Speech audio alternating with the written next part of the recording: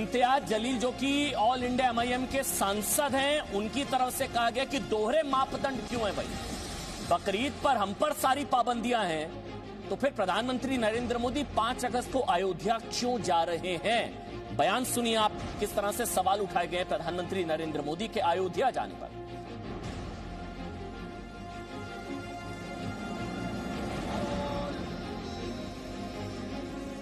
आप बकरीद के टाइम के ऊपर ये कहेंगे कि प्रतीकात्मक कुर्बानी तुम्हें करा, क्या होता है ये प्रतीकात्मक? इमेजिनरी आप कुर्बानी कर दीजिएगा। अगर आप इस तरह का फरमान जारी करेंगे और आप ये एक्सपेक्ट करेंगे कि हमने खामोशी से, हाँ साहब आपका फरमान आया, अब हम उसको मान लेते हैं करके, तो हम ऐसा नहीं करने वाले। मोदी साहब 5 तारीख के दिन कहां जा रहे हैं? मोदी साहब को ये पता नहीं है क्या कि देश के अंदर कोरोना फैल रहा है, देश के अंदर कोरोना अब भी है, तो उनकी प्राथमिकता क्या होनी चाहिए?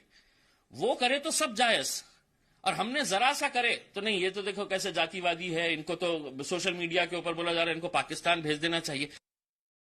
और आपको बता दें, ऑल इंडिया एमआईएम के सांसद हैं इम्तियाज जलील साहब, बड़े नेता हैं। और इससे पहले हुसैन दलवाई जो हैं कांग्रेस के नेता, वो भी इसी तरह की बात कह चुके हैं कि प्रधानमंत्री नरेंद्र मोदी क्यों जा रहे हैं, सेकुलर स्टेट के पीएम को नहीं जाना चाहिए। मेरे साथ लाइव जुड़ चुके हैं Imtiaz Jaleel, all India MIM के सांसद। बहुत बहुत शुक्रिया जलील साहब समय निकालने के लिए, ताल ठोकने के लिए।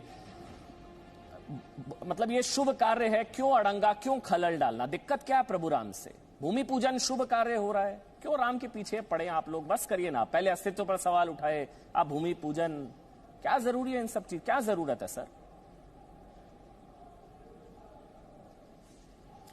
जी, मुझे पूरी तरह से मालूम था कि मेरे स्टेटमेंट को किस तरह से तोड़ मरोड़ कर पेश किया जाएगा। मैंने जो कहा था, आप शुरुआत से अगर सुन ले तो मैं एक बात कहूंगा कि मैंने एक सवाल उठाया था कि अगस्त महीने के अंदर शुरुआत बहुत सारे त्योहारों से होती है, जिसकी शुरुआत 1 तारीख के दिन ईद है, उसके बाद श्रावण का महीना हिंदू धर्म के लिए बहुत मायने रखता है, गणपति का त्योहार 10 दिन के लिए मनाया जाता है और महाराष्ट्र का सबसे बड़ा त्योहार है, उसके बाद मुहर्रम आ रहा है, ये पूरे अगस्त महीने के अंदर है।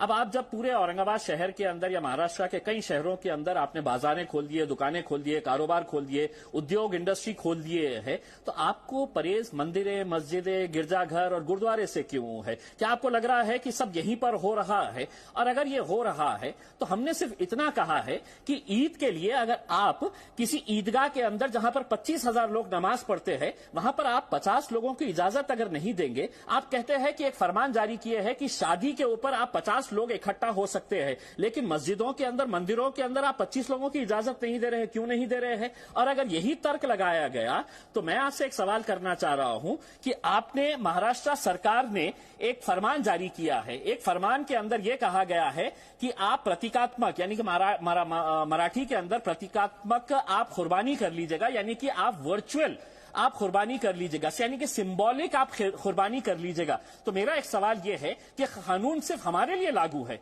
अगर ये सिंबॉलिक अगर हमारे लिए है तो 5 तारीख के दिन मोदी साहब क्यों जा रहे हैं अयोध्या?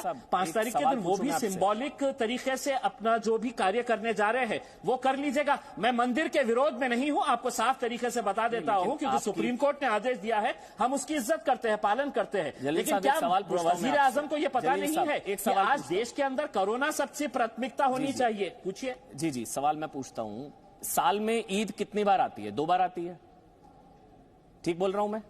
साल में ईद 2 बार आती है, 2 बार आती है।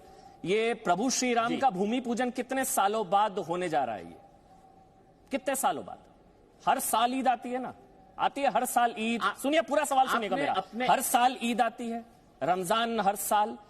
492 492 साल बाद, लंबी कानूनी लड़ाई के बाद आखिरकार प्रभु श्री राम का वनवास खत्म हुआ। भूमि पूजन कोई तुलना नहीं है, समझ रहे हैं आप जलील साहब? कोई तुलना नहीं है। हर साल आने वाली ईद से आप तुलना कर रहे हैं प्रभु श्री राम जन्मभूमि की, भूमि पूजन की। आप समझ रहे हैं क्या तुलना कर रहे हैं आप?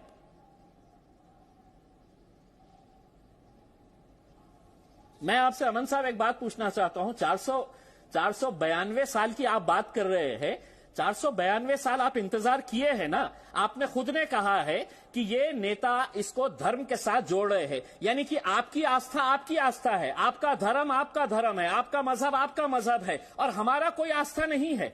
हम साल में अगर 2 बार मनाते हैं तो आप ये जानते होंगे कि पूरे हिंदुस्तान के अंदर मुसलमानों ने रमजान की ईद अपने घरों के अंदर मनाई, पूरा रमजान का महीना अपने घरों के अंदर इबादत की। अगर आप 492 साल रुके हैं तो अमन साहब 2 महीने वजीर आजम साहब को बोलिएगा कि और रुक जाइए, 2 महीने वजीर आजम साहब को बोलिएगा कि रुकिएगा करके, फिर उसके बाद भव्य तरीके से जाइएगा, पूरा जितने भी आप लोगों को ले जा सकते हैं लेकर जाइएगा। लेकिन आप कहेंगे कि कोरोना है तो कोरोना सिर्फ इम्तियाज जलील के लिए है, और नरेंद्र मोदी साहब के साथ समझौता हुआ है कि कोरोना ने कहा है कि नहीं, मैं 5 तारीख के दिन ना अयोध्या आऊंगा ना यूपी आऊंगा, मैं 5 तारीख के दिन तो सिर्फ महाराष्ट्र के अंदर रहूंगा। अमन साहब, ये इस तरह की बातें जो है ना, अगर कानून मेरे लिए अगर है तो वो वजीर आजम के लिए भी वही कानून है। आप 2 तरह का मापदंड नहीं लगा सकते हैं कि तुम प्रतीकात्मक, तुम सिंबॉलिक कुर्बानी करो। तो मैं वजीर आजम को कहूंगा कि वजीर आजम साहब, कोरोना का बहुत डर सता रहा है, सबको इसके बारे में सोचना चाहिए।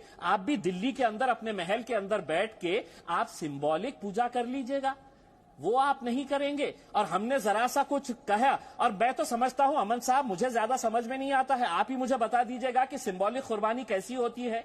अगर मजहब के अंदर ये बात है ही नहीं है, हर रिलीजन का एक रिलीजियस सिग्निफिकेंस होता है, अगर वो सिग्निफिकेंस को अब होम डिपार्टमेंट कहेगा कि नहीं, हमने बताए हैं और हमारे आदेश के हिसाब से आपको चलना पड़ेगा, तो अमन साहब, ये मुल्क जो है वो जमहूरियत के हिसाब से चलता है, डेमोक्रेसी है, डिक्टेटरशिप अभी तक आई नहीं है। आप लोग चाहते हैं वजीर आजम डिक्टेटर बन के मुल्क के ऊपर हुकूमत करे, लेकिन नहीं होगा इंशाअल्लाह। जलील साहब, आपने जो कहा बिल्कुल ठीक कहा, मेरी कोई आपत्ति नहीं है, बस मेरी सिर्फ एक चीज से आपत्ति है, आप राम मंदिर निर्माण से तुलना मत करिए। मंदिर बंद है, अमरनाथ यात्रा रद्द हुई, कावड़ यात्रा रद्द हुई, मंदिर बंद, मस्जिद बंद, वो रेगुलर अफेयर है। आप समझ रहे हैं मेरी चीज, वो रेगुलर है, हर साल ये सारी चीजें होती हैं। राम मंदिर निर्माण 492 साल बाद ये शुभ मुहूर्त आया है, उसकी तुलना इससे नहीं हो सकती है। रेगुलर अफेयर ऐसा तो है नहीं कि मस्जिद तो बंद रखा मंदिर खोल दिया, ऐसा तो है नहीं कि मस्जिद बंद है मंदिर खोल दिया, सर ऐसा तो नहीं है ना।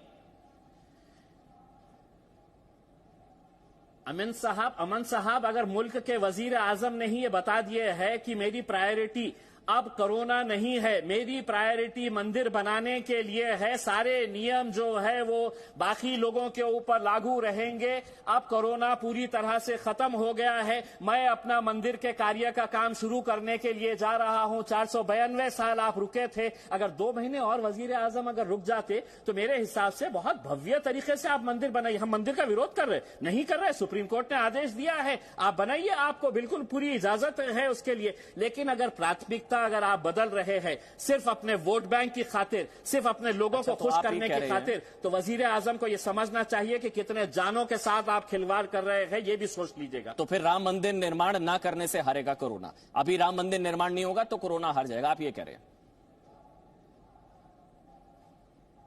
नहीं, मैं ये बिल्कुल नहीं कहा है, आप शब्दों को मेरे जबान में मत डालिए अमन साहब। मैं ये कह रहा हूं कि अगर आप मुझे ये फरमान दे रहे हैं कि आप सिंबॉलिक अपनी फेस्टिवल मनाइए, तो आप सिंबॉलिक पूजा क्यों नहीं कर रहे हैं अयोध्या के लिए? आप मेरे ऊपर क्यों लागू कर रहे हैं कि मैंने ही है तो ये सब मानना चाहिए और मेरे लिए अलग कानून बना हुआ है? नहीं, ये मुल्क के अंदर कानून जितना वजीर आजम के लिए है उतना ही ये खासदार या सांसद इम्तियाज जलील के लिए भी है। ठीक है, इम्तियाज जलील, राम जन्मभूमि जन्म स्थान पर भूमि पूजन है, देखिए आप समझ रहे हैं? सुधांशु साहब, मुझे सुधांशु साहब, मुझे अक्सर असद साहब कहते हैं कि डॉक्टर सुधांशु बहुत होशियार है भारतीय जनता पार्टी के अंदर, लेकिन आपका यह जवाब सुनकर मुझे थोड़ा सा शक इस बात के ऊपर हो रहा है कि आपने कहा है कि आप काल्पनिक कर सकते हैं, आप वर्चुअल कर सकते हैं सैक्रिफाइस। मैं ये कहना चाहूंगा, क्या भगवान राम सिर्फ अयोध्या के अंदर बसते हैं? क्या दिल्ली के अंदर नहीं बसते हैं? क्या अगर वो दिल्ली के अंदर बैठ के अगर भगवान राम की पूजा करे और उसका भूमि पूजन दिल्ली के अंदर बैठ के करे, तो क्या ये मुमकिन नहीं हो सकता है सुधांशु साहब? या आप कह रहे हैं कि नहीं, भगवान राम जो है वो सिर्फ है तो अयोध्या के अंदर रहते हैं, इसलिए मोदी साहब का वहां पर जाकर हाथ जोड़कर है तो अपना भूमि पूजन करना वहां पर जरूरी है? अगर ये काल्पनिक अगर हम कर सकते हैं तो भगवान राम, तो आपने कहा है कि हमने बार बार सुना है ये कि कन कन में बसते हैं भगवान राम, तो भगवान राम दिल्ली के अंदर भी बसते होंगे, वजीर आजम साहब के घर में भी बसते होंगे, तो वहां पर उनको बिठाइए और उनको कहिएगा कि जिस तरह से मुसलमान काल्पनिक तरीके से अपना त्योहार मनाने वाले हैं, उसी तरह से कल्पना के अंदर लेके आइए कि भगवान राम मेरे सामने है और मैं भूमि पूजन उसका कर रहा हूं करके। लेकिन हमारे लिए अलग कानून सुधांशु साहब और अपने लिए अलग कानून, ये कब तक चलेगा? ये कब तक चलेगा? और हर चीज को आप मजहब के, धर्म के चश्मे से अगर देखेंगे तो हमने भी रमजान ईद मनाए ना। मैं उस तरफ जाना नहीं चाहता, घरों में बैठकर पूरा रमजान का महीना हमने जलील साहब, मैं उस तरफ जाना नहीं चाह रहा था। फिर पैगंबर साहब, प्रॉफेट मोहम्मद साहब हर जगह बसते हैं, तो मक्का क्यों जाते हैं आप? मोहम्मद साहब हर जगह है ना, तो मक्का क्यों जाते हैं? क्यों जाते हैं मक्का जब हर जगह है मोहम्मद साहब? देखिए, मैं सुधांशु वो जन्मभूमि है, वो जन्म स्थान है, उसका मजाक उड़ाना गलत है। अगर इसके ऊपर बहस करने का है, इसके ऊपर बहस करने का है, ठीक सर, शुक्रिया जलील साहब, मुझे बताया गया आपको जाना है। सुधांशु त्रिवेदी, आप जवाब दे दीजिए। शुक्रिया जलील साहब।